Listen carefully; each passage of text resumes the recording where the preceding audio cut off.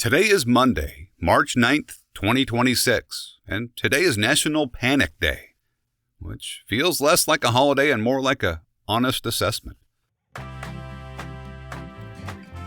Welcome to This Day in History from Wait, That's Random. I'm your host, C.L. Burns. On this date in 1862, the United States issued its first federal paper money. Paper currency itself wasn't new. Massachusetts had already done it back in 1690, when the colony printed paper notes to pay soldiers because it didn't have enough gold or silver. But in 1862, the federal government adopted the same idea and applied it across an entire nation. These notes became known as greenbacks, named for the green ink printed on the back. The color wasn't symbolic, it was practical. Green ink was harder to counterfeit at the time, and more resistant to fading from handling in sunlight. The notes themselves had almost no intrinsic value. They weren't backed by gold or silver. Their power came from agreement. The government declared them valid. People accepted them as payment. The system worked because trust scaled. Which brings us to another object whose meaning didn't come from what it physically was, but from what people believed it represented. On March 9, 1959, the Barbie doll made its public debut. Before Barbie, most dolls were designed to represent infants. They encouraged children to imagine caring for something. Barbie did something different.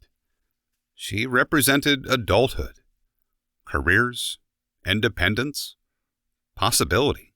She didn't do anything mechanically complex.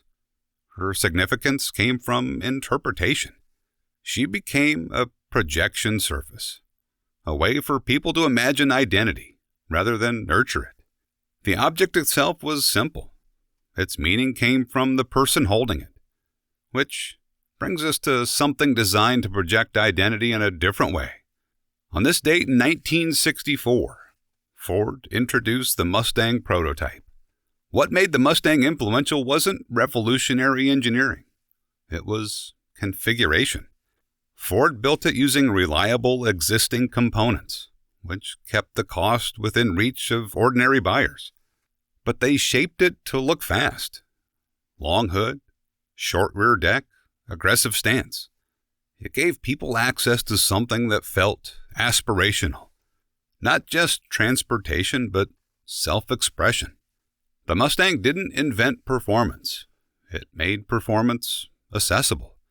And when you step back and look at these moments together, a pattern begins to appear. Paper money derived value from trust. A doll derived meaning from imagination. A car derived identity from perception. Each one worked not because of what it was, but because of what people believed it meant. Which brings us to someone born on this day. Chuck Norris was born on March 9, 1940. He was born in the hospital that he built. Chuck Norris became known for portraying characters defined by control and certainty, which is appropriate because most systems rely on belief. Chuck Norris does not. Anyway, those are the things we ended up discovering today. Stop by tomorrow and we'll see what the day allows us to talk about. If you want to know more about me or the work I do, you can find everything at waitthat'srandom.com.